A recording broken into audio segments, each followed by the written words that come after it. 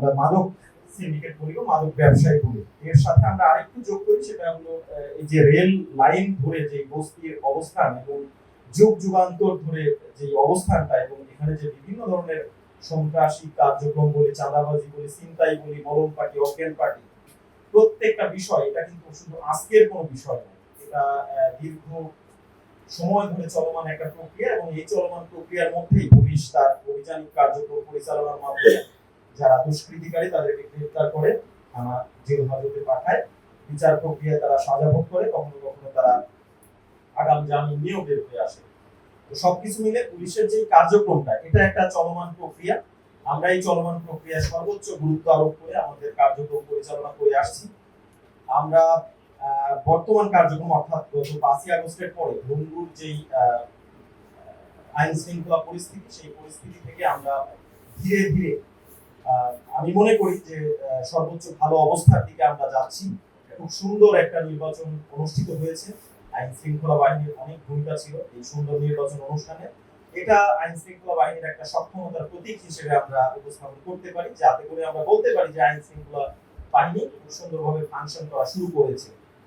সর্বসাকুল্যে আমি একটু বলি, হাতিরঝিলের ছিনতাই বা শিল্পাঞ্চল বা বিভিন্ন এলাকায় আমি দৃঢ়ভাবে বলতে চাই যে ঢাকা শহরে যে জনসংখ্যা 3 থেকে 4 কোটির যে জনসংখ্যা, সেখানে বিভিন্ন ধরনের লোক বসবাস করে। যেমন আছে ভাসমান লোক, যেমন আছে বস্তি, যেমন আছে বিভিন্ন শিল্প কারখানায় কর্মচারী, শ্রমিক, সাথে বিভিন্ন চাকরিজীবী, সাথে একেবারেই এই এলাকার নিজস্ব বাসিন্দা। তো এই যে বিচিত্র মানুষের বসবাস, এই বিচিত্র মানুষের বসবাসের মধ্যে ছিনতাই, চাঁদাবাজি, তারপরে এই যে অজ্ঞান পার্টি, আমি একটু অ্যাড করি, আমার কলেজ ছিল বিএ শাহিন কলেজ। আমি এই ফার্ম গেট দিয়েই আমি চলাচল করতাম। ফার্ম গেটে এসে ডাবল ডেকার বাসে উঠে কলেজে গিয়েছি। এই সময়গুলো থেকে আমি 2003-4 দিকে কথা বলছি, এই সময়গুলো থেকেও আমি দেখেছি অজ্ঞান পার্টি বা এই পকেট কাটা পার্টি এদের দৌরাত্ম্যগুলো আমি প্রত্যক্ষ করেছি। তারপরে এই ধারাবাহিকভাবে এগুলো চলেই আসে। পুলিশের অভিযান থেমে নেই, আমরা আমাদের সর্বোচ্চ অভিযান পরিচালনা করছি, আমাদের সক্ষমতার সর্বোচ্চটুকু শক্তি ব্যয় করছি। আমি আরেকটু অ্যাড করি, সেটা হচ্ছে যে পুলিশ টহল নিয়ে আমাদের কিছু কথা এসেছে। আপনাদের জ্ঞাতার্থে আমরা বলি, আমাদের যে সক্ষমতা আছে সেই সক্ষমতার মধ্যে আমরা আমাদের সর্বোচ্চ পরিমাণ টহল টিম নিয়োজিত রাখি প্রত্যেকটা থানায়। আপনারা প্রশ্ন করতে পারেন যে এই টহল টিম কম বা বেশি, এই যে সংখ্যাটা আসে, এটা কিন্তু শুধু আমাদের ইচ্ছার উপরে নির্ভর করে না, আমাদের কিছু সক্ষমতার ব্যাপার থাকে। 1 নাম্বার সক্ষমতা, আমাদের জনবল আছে কিনা, পর্যাপ্ত জনবল আছে কিনা। 2 নাম্বার, আমাদের যানবাহনের সাপোর্ট আছে কিনা, জ্বালানির সাপোর্ট আছে কিনা। সেই বিষয়গুলো মাথায় রেখেই আমাদেরকে কাজ করতে হয়। এরপরেও আমাদের প্রত্যেকটা সদস্য, আমাদের ডিউটি টাইমই শুরু হয় 12 ঘন্টা করে, সকাল 8টা টু রাত 8টা, রাত 8টা থেকে সকাল 8টা। তো আমরা যদি আইএলও বলি বা ইন্টারন্যাশনাল লেবার অর্গানাইজেশনের যে বিষয়গুলো আসে, যে একজন মানুষ কতটুকু শ্রম দেবে একদিনে, সেটাও আমরা ভায়োলেশনের মাধ্যমে আমাদের কার্যগুলো পরিচালনা করে থাকি। যার ফলে আমরা আমাদের ফোর্সের সর্বোচ্চ ইউজটাই আমরা করি। আমরা তাদেরকে কখনো রেস্ট দিতে পারি না, তাদেরকে কখনো ছুটি দিতে পারি না, তাদের যে বিনোদন, পরিবার, এগুলা থেকে আমাদের বঞ্চিত করতে হয়। কিন্তু আমাদের সক্ষমতার ঘাটতি আছে, এটা আমরা মেনে নিই, কারণ আমাদের জনবলেরও ঘাটতি আছে, আমাদের বিভিন্ন যানবাহনের ঘাটতি আছে, আমাদের জ্বালানির ঘাটতি আছে। তারপরেও আমরা প্রত্যেকটা থানায় একটা রাতে 6 থেকে 7টা 8টা পর্যন্ত টিম বের করে। কখনো কখনো সেই টিমে অপ্রতুল পুলিশ সদস্য থাকে, তারাও একটা ভয়ের মধ্যে কাজ করে যে কোনো ধরনের বড় দুর্ঘটনা ঘটলে আমরা সেটা সামাল দিতে পারবো কিনা। এরপরে আমাদের প্রত্যেকটা রাতে আমাদের বিভিন্ন সিনিয়র অফিসাররা আমাদেরকে ক্রস চেক করে আমরা সঠিকভাবে দায়িত্ব পালন করছি কিনা, জোন ভিত্তিক, ডিভিশন ভিত্তিক, এবং সিনিয়র স্যারদের। বর্তমানে তো এরকম হচ্ছে যে আমাদের যে বর্তমান কমিশনার স্যার, ভারপ্রাপ্ত কমিশনার স্যার, তিনি নিজে ব্যক্তিগতভাবে একদম সেহরি পর্যন্ত প্রত্যেকটা মাঠ পর্যায়ে ঘুরে ঘুরে এই ঈদ, আসন্ন ঈদকে সামনে রেখে কোনো মার্কেট, কোনো আর্থিক প্রতিষ্ঠান, বিপণী বিতান, কোথাও যেন কোনো ধরনের দুর্ঘটনা না ঘটে সেই বিষয়টি নিশ্চিত করার চেষ্টা করে যাচ্ছে। তো যাই হোক, এই বিষয়ের সাথে আমি একটু অটোরিকশা চার্জ, এই যে দেখেন অটোরিকশা চার্জ, আমাদের ওসি সাহেব শিল্পাঞ্চল বলেছেন যে অটোরিকশা চার্জের বিষয়টা বিদ্যুতের সাথে সম্পর্কিত।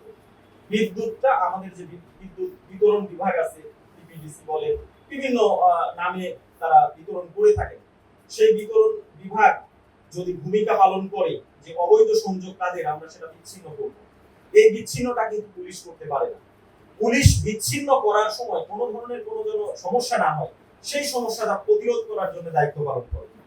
তো অবৈধ সংযোগ বিচ্ছিন্ন করার দায়িত্ব পুলিশের না। অবৈধ সংযোগ বিচ্ছিন্ন করবে যেই প্রতিষ্ঠান এটা পরিচালনা করছে তারা। পানির ক্ষেত্রেও একই, ঢাকা ওয়াসা সংযোগ বিচ্ছিন্ন করে, পুলিশ সহায়তা করে। আপনি রাস্তা দখলের কথা বলছেন, সিটি কর্পোরেশন রাস্তা দখল হবে কিনা সেই ব্যবস্থা নেবে, পুলিশ সহায়তা করবে। আমাদের এক্সিকিউটিভ ম্যাজিস্ট্রেট আছে, তারা এই বিষয়ে মোবাইল কোর্ট পরিচালনা করতে পারে। তো সবকিছু মিলে আমরা শুধু পুলিশকে দেখলে হবে না, আমাদের বিভিন্ন স্টেক হোল্ডার আছে রাষ্ট্রের, তাদেরকে সমন্বয় করে আমাদের কাজ করতে হবে। আমরা আরেকটা বিষয় দেখেছি যে আমরা যদি স্বপ্রণোদিত হয়ে কোনো কাজ করতে যাই অনেক সময় অনেক ধরনের বাধার সম্মুখীন হই। এই বাধাগুলা প্রতিরোধ করতে আমাদের সামাজিক এবং রাজনৈতিক আন্দোলন দরকার। যেমন আমরা যদি ফুটপাতের দোকানগুলো উচ্ছেদ করতে যাই, তারা মানবিক বিষয়গুলোকে সামনে নিয়ে আসবে এবং তারা একজোট হয়ে প্রতিরোধ করার চেষ্টা করবে। এই ধরনের সময়গুলোতে আমরা কিন্তু কখনোই দেখি নাই কোনো রাজনৈতিক বা সামাজিক সংগঠন পুলিশের পাশে এসে দাঁড়িয়ে বলেছে যে এই কাজটা পুলিশের এটা করতে দিতে হবে। সবাই আমরা দেখেছি যে যা পারে পুলিশ করে যায়, এটা আমাদের কাজ না, পুলিশের কাজ। সবকিছু যদি আমরা পুলিশকে চাপিয়ে দিই তাহলে এই কাজগুলো সঠিকভাবে হবে না, কারণ সকল সামাজিক সমস্যা পুলিশ সমাধান করতে পারবে না। সামাজিক এবং রাজনৈতিক উইল দরকার। তো এই যে বাস স্ট্যান্ড এবং আমাদের শিল্পাঞ্চলে একটা স্ট্রাক ক্যাম্প, এটা মোটামুটি ভাবে একেবারে জন্মলগ্ন থেকেই ট্রাক স্ট্যান্ড এবং বাস স্ট্যান্ডের কথাটা আমরা শুনে আসি। আমরা একইভাবে বলতে পারি এই যে কাওরান বাজারের কাঁচা বাজার কেন্দ্রিক যে বিষয়টা, দেখেন এখানে কিন্তু স্মার্ট ম্যানেজমেন্টের বিষয় ছিল, মানে যুক্ত করা যেত। আপনি একটা বিশাল একটা বাস স্ট্যান্ড রাখবেন, সেই বাস পার্কিং কিভাবে হবে, সেই ট্রাক কিভাবে পার্কিং হবে, সেই বিষয়টা আপনি যদি চিন্তা না করে শুধু পুলিশকে বলেন যে এই বাসটাকে আপনি সরায় দেন, এই ট্রাকটাকে আপনি সরায় দেন, এটা তো আসলে কোনো সঠিক জাজমেন্ট হবে না, এটা কখনোই ন্যায় বিচার হতে পারে না। পুলিশ কেন শুধু এটাকে সরাবে? আপনি জায়গার ব্যবস্থা করেন, আপনি যেহেতু স্ট্যান্ড রেখেছেন আপনাকে জায়গার ব্যবস্থা করতে হবে। এরপরে যদি কেউ রাস্তায় গাড়ি রাখে, এরপরে যদি কেউ রাস্তা দখল করে, তাহলে আমি পুলিশ হিসেবে ব্যবস্থা নিতে আমার কাজটা সহজ হবে। আপনি রিকশার কথা বলছেন, এই যে রিকশা, প্রত্যেকটা রিকশাকে আমরা একটা পরিবারের জীবনের শক্তি হিসেবেও অনেক সময় বিবেচনা করি, কিন্তু যে কোনো জিনিসের যখন অতিরিক্ত হয়ে যায় এটা তখন একটা শহর যে কোনো কিছু প্রাণ কেন্দ্রকে বা জীবনের শক্তিকে ধ্বংস করে ফেলে, গতিশীলতাকে নষ্ট করে। আমরা কিন্তু এটা বুঝছি যে এই শহরের গতিশীলতা অনেক কমে গেছে, কারণ রিকশার আধিক্য অনেক বেড়ে গেছে। আমার এই শহরের যে গতিতে চলার কথা সেই গতিতে আমরা চলতে পারছি না, কর্মঘণ্টা নষ্ট হচ্ছে। এই রিকশা শুধু মানে সরায় দেওয়া, এই রিকশা মুক্ত করা কি শুধু পুলিশ একা একা পারবে? এটা কোনোভাবে পুলিশের পক্ষে একা সম্ভব না। আপনাদের রাজনৈতিক, সামাজিক এবং যে অন্যান্য স্টেক হোল্ডার আছে তাদের ভূমিকা নিতে হবে।